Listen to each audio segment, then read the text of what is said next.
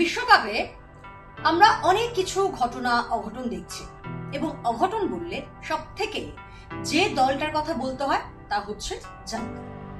ভাবুন একবার, 4 বার বিশ্বকাপ চ্যাম্পিয়ন জার্মানি, তাদের কিনা এই হাল হলো, বিশ্বকাপ থেকে ছিটকে গেল এই দলটা। এবং তারপর থেকে একটা প্রশ্ন হচ্ছে যে তাহলে কি এবার কোচ, জার্মানির কোচ নাগলসম্যান, তিনিও কি এবার সরে যাবেন? এর উত্তর কি বলুন তো? এর উত্তর নাগলসম্যানের কথায় না, আমি সরব না, কোট আনকোট। অর্থাৎ নাগলসম্যান তিনি এই কড়া বার্তাই দিয়েছেন। তিনি বলেছেন কোনোভাবেই তার সরে যাওয়ার প্রশ্নই ওঠে না, তবে তিনি এই ব্যর্থতার জন্য সেই দায় নিজের কাঁধে তুলে নিয়েছেন। ব্যর্থতার দায় তার, তবে তিনি সরবেন না। তাহলে তার কি পরিকল্পনা তা একেবারে স্পষ্ট করে দিয়েছেন জার্মানির কোচ। তিনি বলছেন এই যে ভুল, এই যে হার হলো, এই যে ব্যর্থতা হলো, তার থেকে শিক্ষা নিতে হবে, শিক্ষা নিয়ে ঘুরে দাঁড়াতে হবে।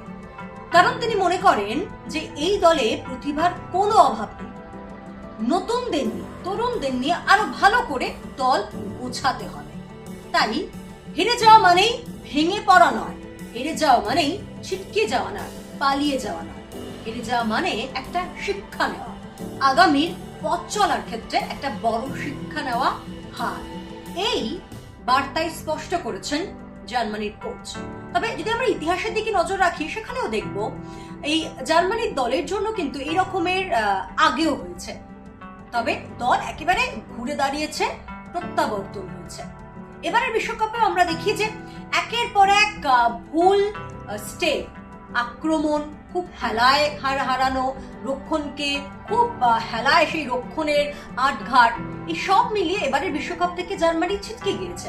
তবে তারা ফিরে আসবে, কামব্যাক আরো জোরদার হবে, এমনটাই বলছেন কোচ। তাই এখন দেখার এই ব্যর্থতা থেকে কি শিক্ষা নেয় জার্মানি। দেখতে থাকুন জি 24 ঘন্টা ডিজিটাল।